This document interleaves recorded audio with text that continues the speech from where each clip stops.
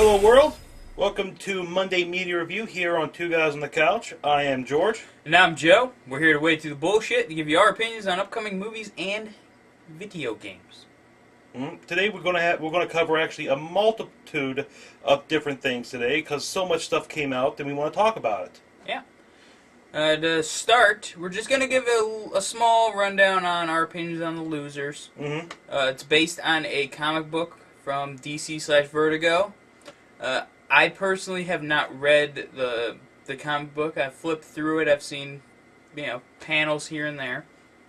The movie itself is directed by Sylvian White, who the only other fucking thing he did was a dance movie. Step It Up or something like that? It wasn't Step Up. It's also written by Peter Berg, who's working on a new Battleship. You suck my battleship. And also did Hancock. Main guys in it, Jeffrey Dean Morgan as Clay / the Colonel from, most people probably know him from Watchmen as the comedian. Zoe, what is it, Saldana? Saldana. Or Salamander, whatever. Yeah. She played Aisha. She's also was the blue chick in Avatar. And Uhura. Yeah, in the new Star Trek. Yes. The star of the movie, the guy who steals the show in every scene. Our personal favorite actor. Chris Evans plays Jensen. Everybody should know who the fuck Chris Evans is. He's Captain America, for God's sakes. Captain America. There's a few other people in the cast. Rogue Pooch and Cougar. Cougar was a sniper, and he was badass. And there was a great relationship between Jensen and Pooch, which really played off each other really well. The role of Cougar, though, is like... Anybody could have played that. Like, you just throw any kind of stoic guy in that role because he didn't really have much dialogue. He was just kind of there. Yeah, but it was like he was a badass sniper. Yeah. It was hardcore. The main villain in it, Max, is played by Jason Patrick.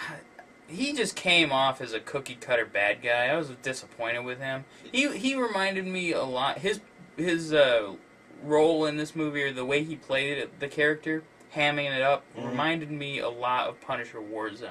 Oh, Jesus. And the way he hammed up Looney Bin, or the guy from that hammed up Looney Bin Jim, and also the other Jigsaw. the other guy that hammed up Jigsaw. Billy is dead. From now on, you call me Jigsaw.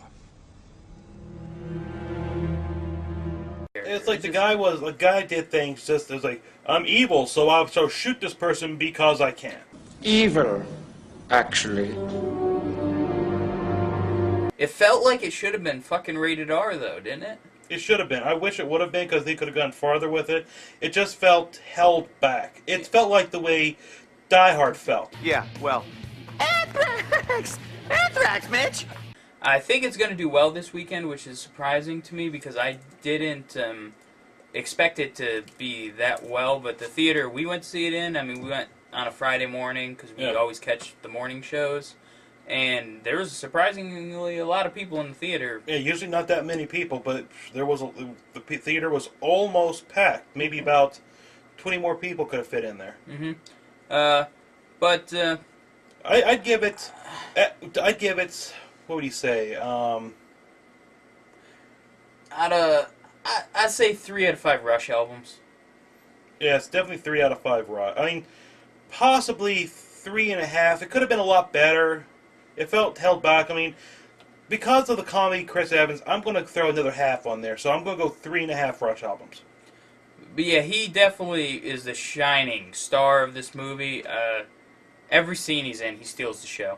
Yes, he's fantastic every time. Chris Evans, easily going to be one of my favorite actors from here on out. It's just everything he's in, I love him in. That's not like foreboding at all.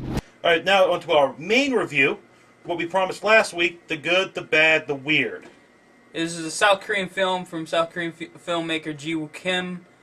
He's better known maybe for The Tale of Two Sisters, which they remade into The Uninvited here in the States. It's a movie that came out in 2008, but never came to America as far as I know. Yeah, it came out in 2008 in South Korea, and only I think this month was it released in New York, limited release. Come on, this movie is fucking fantastic. This should have been nationwide release. Period. I mean, it should have got the same privilege that Kung Fu Hustle got. Yeah, it's kind of like a Western South Korea. That's what it is. It's the remake of The Good, the Bad, and the Ugly, but with South Korea. With a South Korean twist to it. Yeah, and there's nothing wrong with this movie. There is nothing. I cannot complain at all about this movie. It is almost a perfect movie. And the three main guys in it, pardon me if I'm mispronouncing any of these words, I don't fucking speak Korean, but Woo Sung Jung plays the good, Byung Hung Lee is the bad, and Kung Ho Sung is the weird, and yes. all three characters are amazing. Yes. The actors are some of the best actors. They're acting in this movie, some of the best acting I've ever seen. And none of it was too. None of it was too over the top. It felt natural, and they played their parts to a T. Like I like the original Sergio Leone films, the Clint Eastwood pictures, but they're very dated.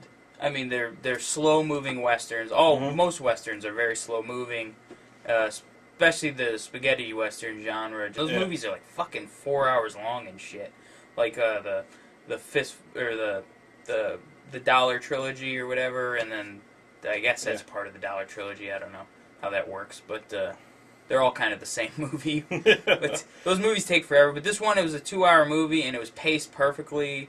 Yes, you never felt like never felt dragging. Never felt like you were bored. When you watched this movie, you just enjoyed it so much. I mean, from the opening train robbery to the final shootout, the Mexican standoff at the end, it's just golden.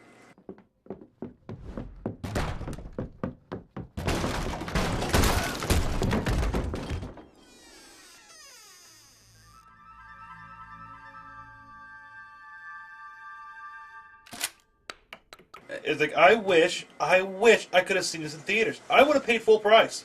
I would have paid full price and felt this movie is still fucking fantastic.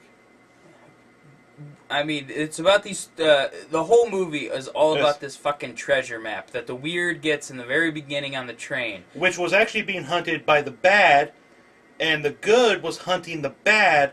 And then he got a bounty hunter. Yeah, because he's a bounty hunter looking for the bad, and he also got involved with the weird because he knew if he was with the weird, the bad would come after the weird, and it was all because of this treasure map, which led to the middle of fucking nowhere, and it ended up where you had the Japanese army chasing them, a huge mafia type group chasing them.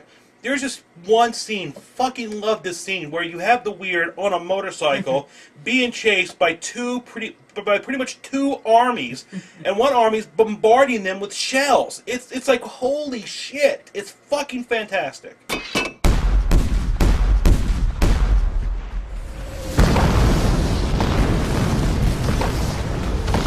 When I saw this movie, I watched it, and then I told him about it afterwards. I was like, you gotta watch this movie. It is not just one of the best Asian movies I've ever seen. In my opinion, this is one of the best movies of all time. It's good. Oh, thank you. Like, it's just that damn good. Yeah, you watch it, you can't be helped but be entertained, be drawn in, care for the characters, want to see how it's going to progress. You just get so absorbed into this movie. It's, like I said, it's damn near the perfect movie.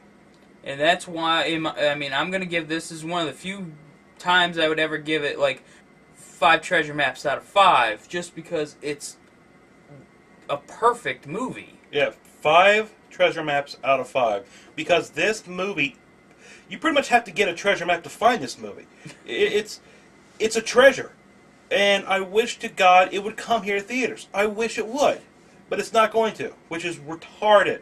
It's those fucking scruffy nerf herders holding shit back. Hell yeah, you my nerf herder. You my nerf herder.